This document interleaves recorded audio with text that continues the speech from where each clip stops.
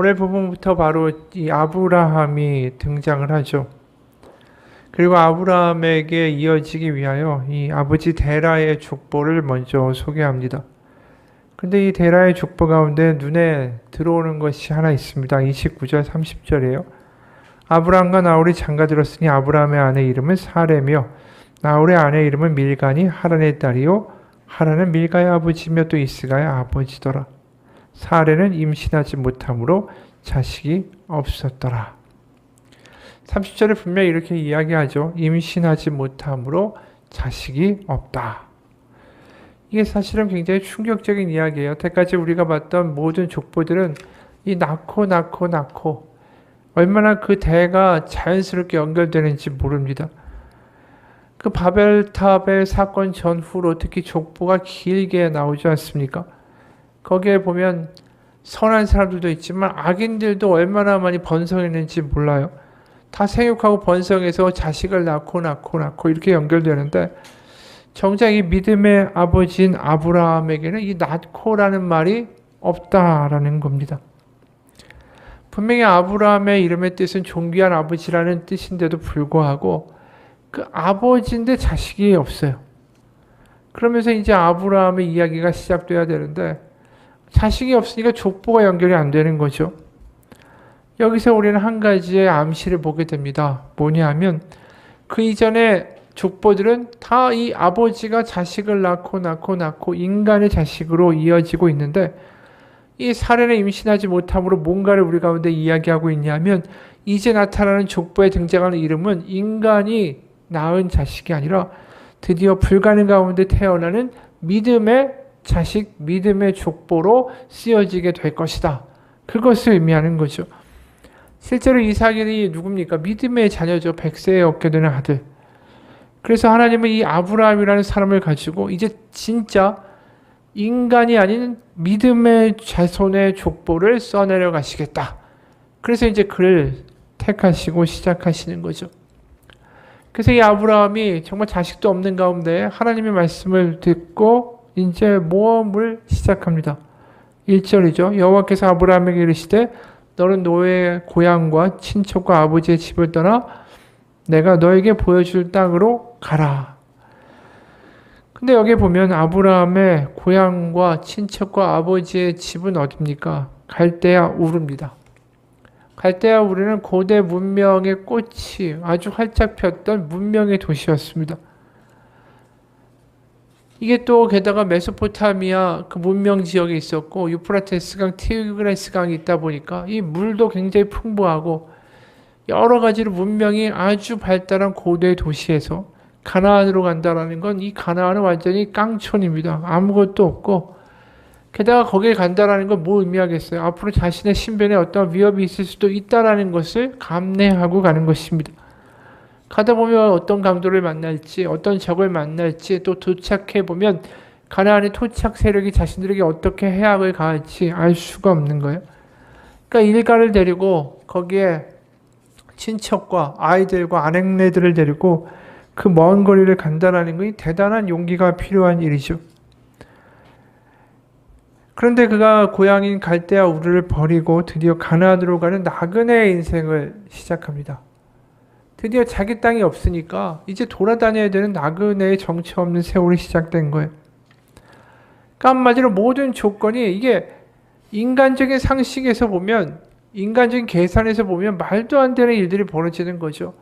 하나님은 자식이 없는 그 사람을 택하여 하나님의 족보를 써내려고 하겠다고 하시고 또 이 아브라함은 아무리 인간적인 계산을 해봐도 택도 없고 위험도 많고 나그네가 되어서 떠돌이가 되어야 되는 그 가나안으로 출발하는 이러한 모습 한마디로 이게 정말 믿음의 족보로 시작된다. 믿음으로 시작되는 이야기다라는 것을 우리는 이제 느끼게 되죠.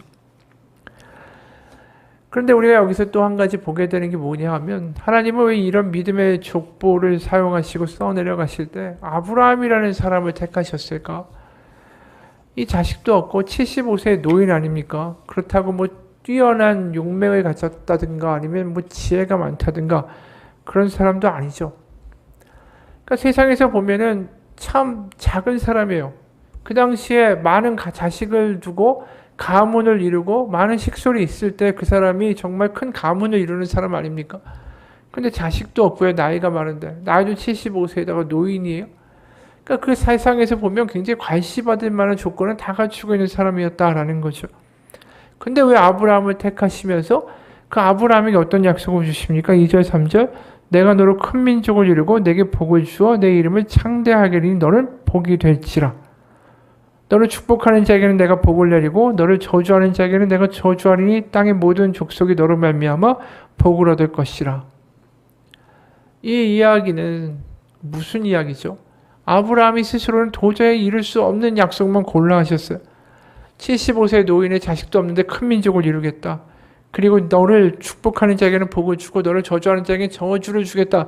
이거 힘 있는 자들이 사실 할 수 있는 거 아니에요? 나한테 욕을 하면 내가 거기에다 응답으로 안갚음을 하고 나에게 복을 주는 사람한테 또 나도 거기다 후대하고.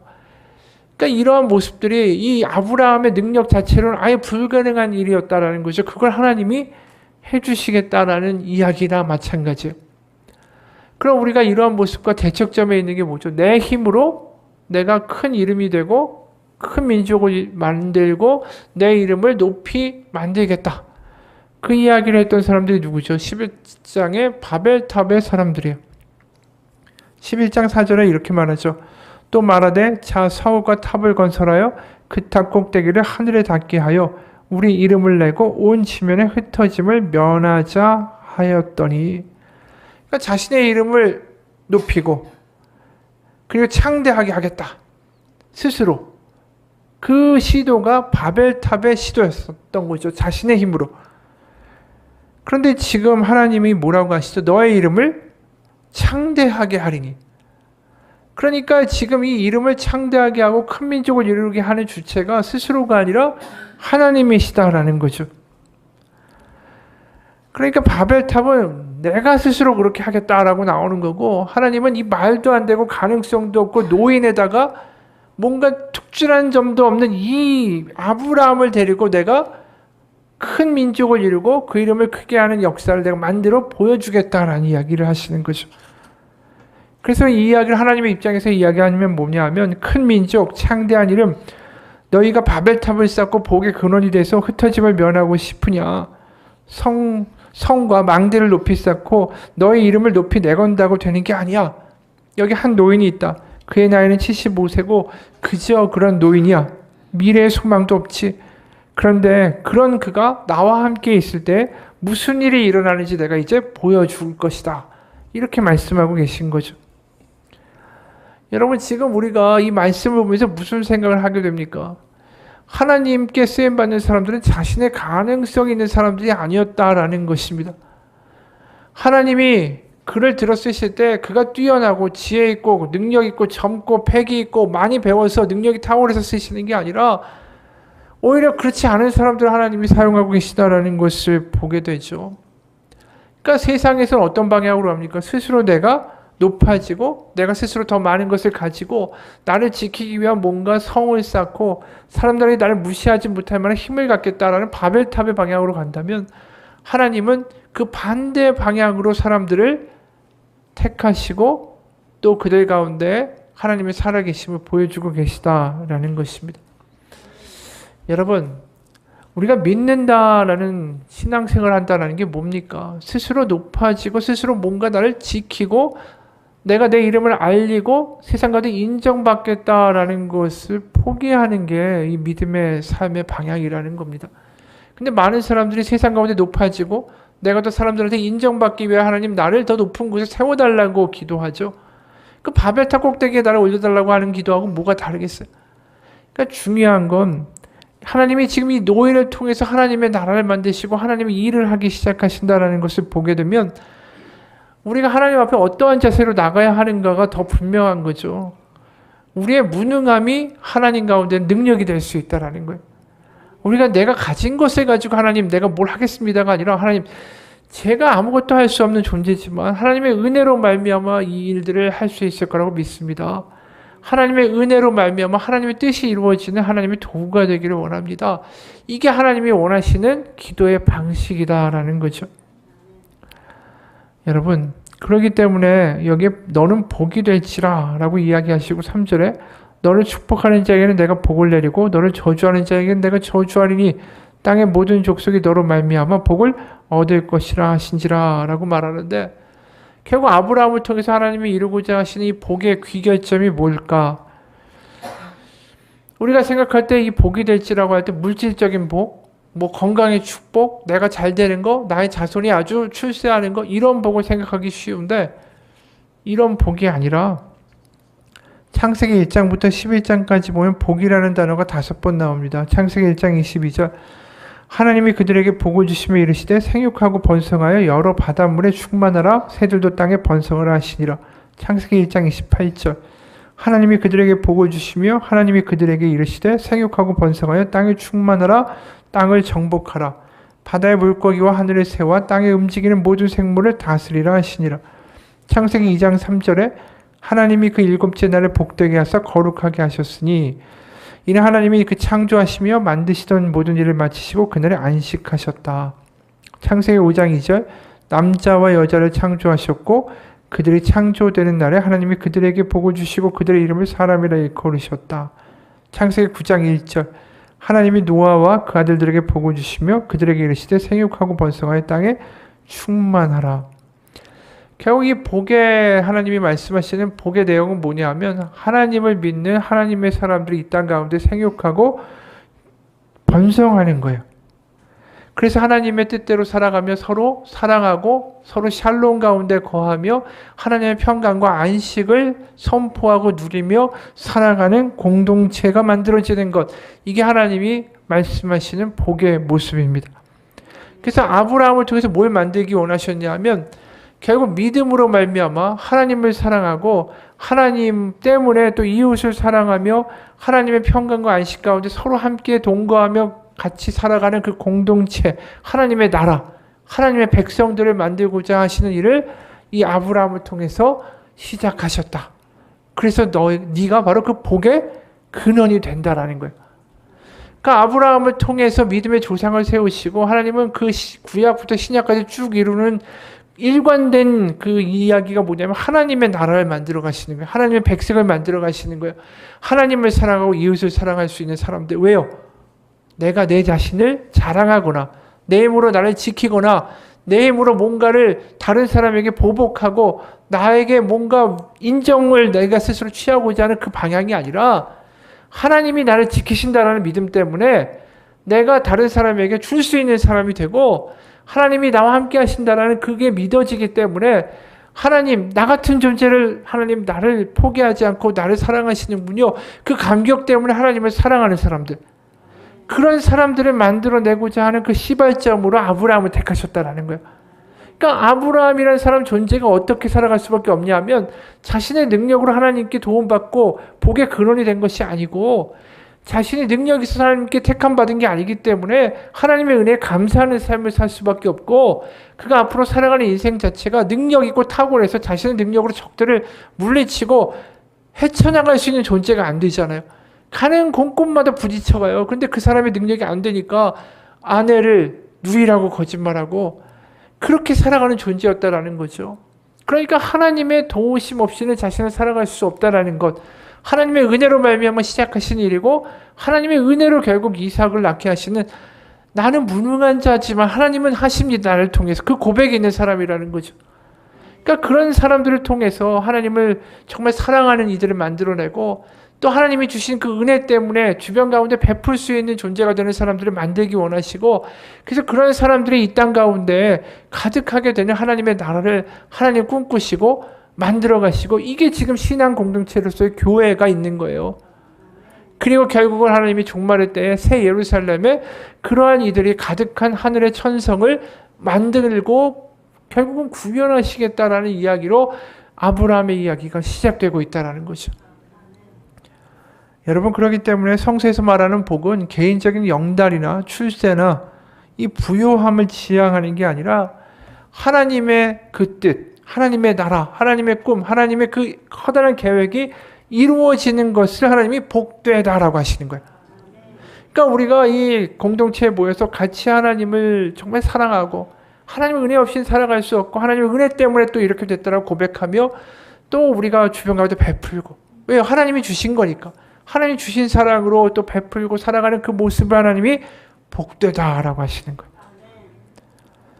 그래서 그 일을 이루기 위한 첫 번째 사람으로 능력 있고 탁월한 사람이 아니라 하나님의 은혜로만 살아가야 할 사람, 또 하나님의 은혜 때문에 정말 베풀고 나눌 수 있는 사람의 시발점으로 오히려 무능한 아브라함을 택하고 계시다라는 거죠. 그래서 결국 이 구약에서도 이러한 비전이 나타납니다. 이사야 60장 1절부터 그 이하를 보면 일어나라 빛을 발하라. 이게 우리의 올해 선언문이죠. 이는 내 빛이 이르렀고 여호와의 영광이 내 위에 임하였음이라. 보라 어둠이 땅을 덮을 것이며 캄캄함이 만민을 가리려니와 오직 여호와께서 내 위에 임하실 것이며 그 영광이 내 위에 나타나리니 나라들은 너의 빛으로 왕들은 비치는 내 광명으로 나아오리라. 내 눈을 들어 사방을 보라. 무리가 다 모여 내게로 오느리라. 내 아들들은 먼 곳에서 오겠고 내 딸들은 안기어 올 것이라. 14절에요. 너를 괴롭히던 자의 자손이 몸을 굽혀 너에게 나아오며 너를 멸시하던 모든 자가 내 발 아래 엎드려 너를 일컬어 여호와의 성읍이라 이스라엘의 거룩한 이의 시온이라 하리라. 이야기 뭐냐면 예루살렘이 시온이죠. 예루살렘의 성전이 있죠. 하나님의 말씀에 따라 하나님의 백성이 그렇게 아름다운 모습으로 살아갈 때에 바로 그 성읍에 수많은 이들이 와서 하나님의 백성으로 참여하게 될 것이다 라는 이야기라는 거예요. 그러니까 이게 예루살렘이라는 시온이라는 이야기가 어떤 지리적인 지역을 의미하는 게 아니에요. 우리가 뭐 백투 예루살렘이라고 해서 인터콕 같은 데는 예루살렘이 다시 이 종말의 때에 뭔가 이렇게 커다랗게 모든 민족이 모이고 시온에 하나님의 영광이 임할 거다라고 이야기하는데, 우리가 계시록을 보면 새 예루살렘이라고 말하잖아요. 그것은 하늘에 있는 예루살렘을 의미하는 것이고, 이게 물리적으로 지리적으로 지금 중동에 있는 예루살렘을 의미하는 게 아니에요. 그러니까 이사야 60장에서 이야기하는 건 뭐냐면 하나님의 새로운 예루살렘, 새로운 도성에 수많은 하나님의 백성, 하나님을 사랑하고 이웃을 사랑하며 그 평강과 안식 가운데 같이 살아가는 이들이 결국 모든 곳에서 모여 결국 거주하며 같이 살아가게 될 것이다 라는 것을 이사야 60장에서 말씀하신다라는 거죠. 그게 결국은 우리가 계시록에서 보게 되는 새 예루살렘의 환상이에요. 이야기 좀 다른 이야기지만 우리가 계시록에서 보면 새 예루살렘이 정육면체라고 나와요. 정육면체. 가로, 세로, 높이가 이렇게 돼 있고 이러한 모양이다 라고 나오는데, 이 정육면체라는 모양이 구약에 나타나는 게 뭐냐면 지성소의 모습이에요. 지성소. 지성소의 모습이 정육면체예요. 딱. 근데 왜 지성소의 모습이 새 예루살렘의 모습으로 되어 있을까? 지성소는 뭐죠? 하나님이 거하시는 곳. 성막 중에서 가장 지극히 거룩한 곳에서 지성소 아니야, 한자로? 그러니까 지성소에 거하는 하나님의 사람들. 근데 그 지성소를 들어가게 하는 게 어떻게 가능한가? 구약에서는 안 됐죠. 대제사장도 1년에 한 번 하나님의 영광을 보면 죽기 때문에 아주 연기를 빽빽하게 피워놓고 더듬더듬거리면서 지성소에 시은소, 바로 언약궤에 바로 그 위판에다가 짐승의 피를 뿌리는 것이 속죄일에 하는 유일한 지성소의 출입이었어요. 근데 우리가 십자가에서 예수님이 죽으시면서 어떻게 됐다고? 지성소 휘장이 위에서부터 아래로 쪼개졌다라고 이야기하죠. 그러면서 예수님을 믿고 예수의 이름으로 세례받은 이들은, 바로 주의 이름으로 구원받은 이들은 바로 하나님 앞에 담대히 나아갈 수 있다라고 이야기하는 게 신약의 이야기 아니에요? 그 얘기는 뭐냐면 우리가 지성소에 들어갈 담력을 얻고 은혜를 입은 것은 예수님의 십자가의 은혜 때문이다라고 히브리서는 이야기하죠. 그래서 결국 뭐냐면 지성소에 들어갈 수 있는 사람들, 정말 이제 성령으로 말미암아 하나님을 알고 하나님이 아버지 되심을 알고 세상에 굽신되지 아니하며 나를 기억하신 하나님이 나의 아버지시다라는 그 확신을 가지고 살아가고, 그 확신 때문에 이웃에게 주고 용서해 줄 수 있는 그 담대함과 넓은 마음을 갖게 되는 사람들이 이 땅 가운데 등장하고, 그 사람들이 결국 지성소에 들어가는 백성, 그 백성들이 결국 하나님이 원하시는 하나님의 나라의 백성, 그 사람들이 결국 지성소의 모양으로 다시 구현되는 새 예루살렘의 백성이라는 거예요. 그러니까 이야기가 좀 어려울 수 있지만 결국 하나님은 이 아브라함을 통해서 계시록의 마지막까지 일관되게 하나님의 백성을, 하나님의 나라를 만들어내기를 원하셨다라는 거죠. 그럼 이사야 60장의 말씀도 결국 그 같은 맥락이라는 것입니다. 여러분, 하나님은 지금도 그 일을 하고 계세요. 그래서 우리 가운데 성령을 주시는 이유는 우리 혼자 잘 먹고 잘 살라는 게 아니라 이 하나님의 나라, 하나님의 백성을 만들어가는 그 일 가운데에 참여하고 우리가 이 교회의 공동체 안에서 하나님의 그 나라를 구현하며 맛보며 살아가라고 하나님의 성령 우리 가운데 허락하셨다라는 거죠. 그리고 지금도 아브라함과 같은 사람들이 하나님의 은혜를 입고 하나님의 믿음의 족보를 써내려가고 있는 거예요. 대단한 사람들이 하나님의 믿음의 족보를 지금도 써내려가는 게 아니에요. 아브라함같이 75세 노인에 무력하고 무능하고 자식도 없어서 세상 가운데 어떻게 무시당할 수 있는 그런 존재인 사람들이 하나님의 은혜를 받고 하나님 때문에 정말 내가 하나님의 자녀됐다는 감격을 가지고 그러면서 이웃에 나아가서 하나님의 나라를 이렇게 퍼뜨리고 있다라는 거죠. 그러니까 아브라함에게 주신 내가 너 이름을 창대케 하고 내가 너로 큰 민족을 이루고 너를 축복하는 자에게 내가 축복하고 너를 저주하는 자에게 내가 저주하겠다는 이야기가 단순히 아브라함에게 주신 수천 년 전의 약속이 아니라 지금도 연약하고 별 볼 일 없지만 하나님을 믿고 담대하게 살아가는 이들에게 주어지는 동일한 약속이라는 거죠. 왜요? 믿음의 조상인 아브라함에게 주신 언약이 우리가 후손인데 왜 우리에게는 해당되지 않겠는가라는 거예요. 김복남 전도사님이란 분이 있어요. 이분이 세브란스 원목실에서 26년간 복음을 전하고 전 세계 3,700번의 집회를 다닌 분이에요. 이분이 이런 간증을 해요. 지금까지 내가 살 수 있었던 건 우리 교회 분들의 헌신과 기도 덕분이다. 남편을 잃고 홀로 되었을 때 교인들이 매일 찾아왔다. 그리고 나를 돕기 위해 17명의 후원회를 조직하기도 했다. 하루는 연세가 많은 권사님들이 나를 불렀다. 우리는 늙어서 너희 집에 가서 밥이나 빨래를 해줄 수가 없어. 그래서 하루에 3번 시간을 정해놓고 너를 위해 기도하고 있어. 그러나 부끄러운 고백이지만 나는 한때 교회의 가시와 같은 존재였다. 여전도에 총회가 있는 날이면 부목사님들은 내 입에서 어떠한 말이 나올지 긴장하며 듣곤 했다. 한 번은 교회 목사님의 거취 문제로 불거진 어려움이 생겼다. 그때 내가 앞장서서 의견을 냈고 남편은 앞장서서 그 일을 막았다. 남편과 내 뜻이 맞지 않다 보니까 결국 나는 교회를 떠나게 되었다. 그렇게 나 혼자 다른 교회를 옮겨 다니다가 슬그머니 다시 교회로 돌아왔다.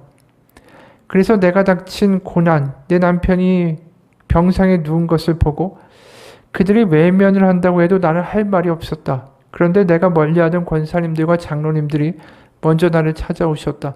그리고 나를 끌어안고 같이 먹고 살자며 이렇게 기도하셨다.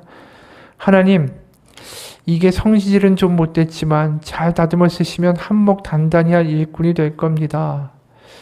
교인들이 뜨거운 가슴으로 가시와 같은 나를 녹였다. 만약 그들이 나를 돌아보지 않았다면 나는 이미 남편이 죽은 다음에 나도 죽었을지도 모른다.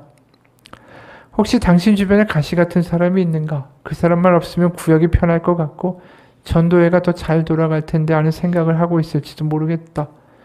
그런데 그 가시를 빼버리면 그 영혼이 죽는다. 그리고 우리에게는 상처로 남게 된다. 그 가시를 끌어안고 사랑으로 녹여내기를 바란다. 그것이 하나님이 말씀하신 진정한 사랑이다. 나는 교인들의 뜨거운 사랑으로 녹여진 사람이다.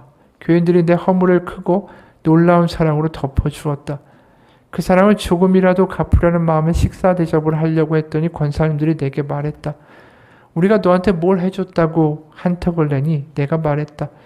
저를 위해 늘 기도해 주셨잖아요. 집에 와서 밥도 해주시고 입을 빨래도 해주시고 아이들이 아플 때는 저 대신에 병원에도 데리고 가시고 신발이 다르면 사주셨잖아요. 그리고 아무도 제 생일 기억하지 않을 때 케이크도 사가지고 오셨고요. 권사님들이 말했다. 아이고 우리는 이미 다 잊어버렸는데 별걸 다 기억하고 있구나. 우리가 너한테 한 걸 기억하고 있다면 그거 하나님의 사랑이 아니란다. 사랑은 주고 잊어버리는 거란다. 그 말을 듣고 나는 매우 부끄러웠다. 그때까지 나는 누군가에게 도움을 주고 나면 어떤 식으로든 생색을 냈기 때문이다. 내 것이 아닌 것을 가지고도 또 권사님들은 내게 이렇게 말했다. 네가 꼭 우리에게 감사하고 싶거든 다른 사람에게 갚아라. 그래야 사랑이 돌고 돌아서 땅끝까지 이르게 되지. 나는 누구에게 그 사랑을 갚아야 할까? 한 번은 나처럼 혼자 된 집사님의 아이들 등록금을 대신 내준 적이 있었다. 나도 교회 분들에게 신세를 많이 지고 살았어요. 그런데 그들이 다른 사람에게 갚으라고 해서 집사님에게 갚은 거예요. 다음에 형편이 나아지면 더 어려운 사람들에게 갚아주세요. 그 집사님은 종일 마트에 서서 일을 해서 다리가 퉁퉁 부어 있었다. 지금은 아들과 딸이 좋은 곳에 취직했는데도 일을 계속하고 있다. 그렇게 힘들게 번 돈을 이따금 내 손에 쥐어주기도 하고 다른 사람에게도 아낌없이 베푼다. 사랑은 이처럼 돌고 도는 것이다. 그리스도의 사랑은 퍼져나가야만 하고 우리끼리만 사랑하는 게 아니다. 그러면 우리가 믿지 않는 사람과 다를 바 없다. 이웃을 사랑하고 용기를 주고 같이 먹고 살아가고. 한때 나는 나를 찾아오는 이들이 그렇게 가식이고 위선이라면서 계속 밀어냈다. 그런데 그들이 그렇게 끈질기게 나를 찾아왔고 결국 내 마음을 녹였다. 그 사랑 때문에 오늘날의 내가 있게 된 것이다. 이 글을 읽으면서 그런 생각이 들었어요. 이 교인들의 사랑, 그 사랑이 인간의 사랑이 아니죠. 하나님의 사랑이죠. 하나님의 사랑으로 결국 이분이 과부였지만 결국 삐뚤어졌지만 결국 마음이 녹아서 하나님의 도구가 되고 전도사가 되고 수십 개국에 가서 하나님의 말씀을 전파하는 증거자가 된 거 아닙니까? 여러분, 하나님이 사람을 쓰시는 거 보면 참 신기하지 않습니까? 대단한 사람 쓰는 게 아니라 이렇게 모나고 문제도 많았고 이렇게 스스로도 다 문제하였다는 사람을 가지고 하나님 쓰시는 거 아니에요? 왜요? 사랑을 경험하니까. 은혜를 경험하니까. 하나님 은혜 때문에 내가 살아가고 있으니까. 성도들의 은혜 때문에 내가 됐으니까. 그걸 이야기하고 다닐 수밖에 없는 사람. 그 사람이 아브라함 같은 사람이라는 거죠. 아브라함에게 물어보세요. 당신이 된 것은 당신의 능력입니까? 아니라고 이야기할 거예요.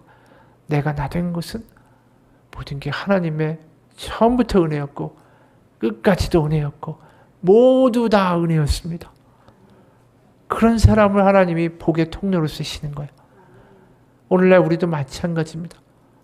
우리 가운데 때로는 어려움이 있고 때로는 우리 가운데 힘든 일이 있겠지만 하나님 그 가운데 우리가 여전히 하나님의 은혜를 경험하며 살아갈 수 있다면 그리고 그 은혜를 주변 가운데 전할 수 있다면 우리는 아브라함과 같은 삶을 지금 살아내고 있는 것입니다. 내가 능력 있어 쓰시는 거 아니에요.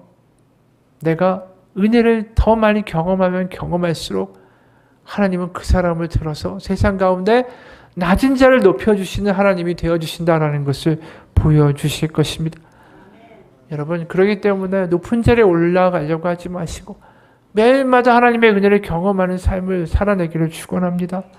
그런 사람을 통해서 믿음의 자손들이 큰 민족을 이루고 나를 통해서 바로 내 이름 하나님 높여주시고 수많은 믿음의 자손들이 하나님의 나라가 나를 통해서 펼쳐 나갈 것입니다. 하루하루 은혜를 받는 사람 되시기를 축원해요. 조그만 삶에서도 은혜를 경험하고 어떤 순간에도 은혜를 경험할 수만 있다면 내 삶에서 하나님은 놀라운 일을 행하실 수 있어요. 오늘 기독교 작가의 글로 마치겠습니다. 결혼 후에 아내가 쓰던 2평짜리 방에서 신혼생활을 시작했습니다. 그리고 저는 신학교를 졸업한 뒤에 이삿짐 나르는 일을 했죠. 한 달 만에 몸무게가 10kg이 빠졌습니다. 다른 사람들에 비해서 힘도 약하고 처음 일하다 보니까 손발이 안 맞아 몸에 상처가 남았죠. 거친 말이 오가는 환경 속에서 제일 싫어하는 담배 냄새를 참으면서 새벽에 나가 늦게까지 일했습니다. 오로지 머릿속엔 불평할 것, 비교할 것 투성이뿐이었습니다. 몸도 너무나 힘드니까 다 포기하고 내던지고 싶었습니다. 그런데 어느 날 내가 너를 기뻐한다. 내가 너에게 더 큰 것을 보여주겠다 라고 하셨던 하나님 말씀이 생각나며 이런 마음이 들었죠. 그래, 바로 선 이곳이 내가 가는 곳이 선교지다. 그래서 그날부터 출근할 때마다 이곳이 내 선교지야라고 속으로 되뇌며 찬송을 불렀습니다. 그랬더니 신기하게도 감사를 고백하게 되더군요. 세상의 시선이나 인간의 시선으로 보면 희망이라고는 전혀 찾을 수 없는 상황이었지만 하나님의 은혜로 보니 모든 게 달라 보였습니다. 그때 적어놓은 감사의 제목들입니다. 일할 곳을 허락해 주셔서 감사합니다. 다소 거칠지만 속마음이 너무나도 착한 형들과 일하게 하셔서 감사합니다. 세탁기를 혼자 들 수 있는 건강을 주셔서 감사합니다. 주일에는 교회에 갈 수 있어서 감사합니다. 아내와 아이스크림 한 개와 호떡 하나에 행복할 수 있어서 이런 가정 주셔서 감사합니다. 정말로 몸이 힘든 날에도 일을 마치고 아내와 500원짜리 아이스크림을 먹으면서 서로의 이야기를 나누면 그렇게 행복할 수가 없었습니다. 그때부터 같이 일하는 형들에게 복음을 전하기 시작했죠. 제 삶에서 예수님을 보여주려고 노력했습니다. 그리고 기회가 될 때마다 동료 몽골인 형들을 집으로 초대해 한국 음식을 대접하고 교제했죠. 그때쯤 하나님께서 아내에게 SNS를 선교지로 보여주셨습니다. 캘리그래피라는 달란트로 바로 그곳에 복음의 씨앗을 뿌리는 일을 열어주셨죠. 그래서 하나님의 복음을 전하는 씨앗 햇살콩이라는 이름으로 매일 글과 그림을 통해 복음을 흘려보냈습니다. 그렇게 2년, 빚 갚는 2년 동안 하나님께서 우리 가정을 훈련시키셨죠. 물질의 욕심을 내려놓고 하나님만 의지하며 더 견고히 믿음의 반석을 세우고 내가 밟는 땅이 선교지라는 것을 깨닫는 훈련이었습니다. 세상 사람들은 참 가련하고 딱한 신혼생활을 보냈다라고 할지 모르겠습니다. 그러나 우리 부부에게는 가장 젊고 가장 좋은 시기에 하나님을 깊이 만나고 체험했던 크나큰 축복의 시간이었죠. 하나님의 완벽한 때를 기다린다라는 말은 무작정 기다리기만 한다라는 게 아닙니다.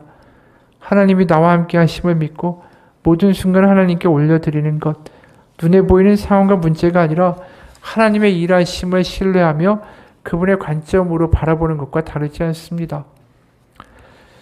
이분의 이야기를 보면서 그런 생각을 했어요. 이삿짐 센터에서 얼마나 힘들었겠어요. 그리고 신학교를 졸업하고 나서 막노동을 해야 되고 빚을 갚아야 되고 그 조그만 단칸방에서 아내와 같이 살아가는 게 얼마나 한숨 나는 일이겠습니까? 그런데 그 상황에서 하루하루 감사하다라는 은혜의 일기를 써내려갔어요. 그리고 그 사람의 이야기, 이 간증이 지금 제가 이렇게 말할 수 있게 됐다라는 건 이 은혜가 주변 가운데 하나님이 들어서 퍼지게 하고 계시다라는 이야기 아닙니까? 여러분, 우리가 매일매일 정말 아브라함같이 초라한 사람도 매일매일 하나님의 은혜를 그 삶 가운데 담아가면서 결국 그걸 가지고 하나님, 모든 것이 하나님의 은혜입니다라고 고백하는 그 고백 가운데 하나님 그 사람을 창대케 하시고 그 사람을 믿음의 조상으로 세우신 거 아닙니까? 우리도 마찬가지. 우리의 삶이 근사한 게 없다 할지라도 75세 노인 아브라함과 같은 삶이라고 할지라도 가진 것도 없고 자식도 없고 정말 부족한 삶이다 할지라도 매일매일 하나님의 은혜를 우리의 삶의 그릇에 담는 사람들이 되기 원합니다. 그럼 하나님 그 사람을 분명히 높여주실 거예요.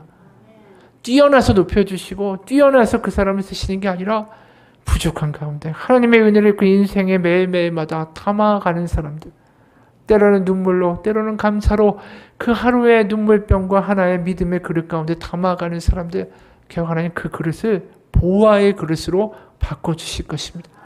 그리고 그 고백이 수많은 믿음의 자손들을 만들어낼 거예요. 그게 아브라함의 이야기였던 거예요. 아브라함이 믿음의 삶을 앞으로 살아가겠죠.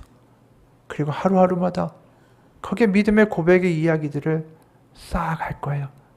그리고 그것을 결국 하나님은 오늘 우리에게 창세기란 이름으로 보게 하시는 거죠.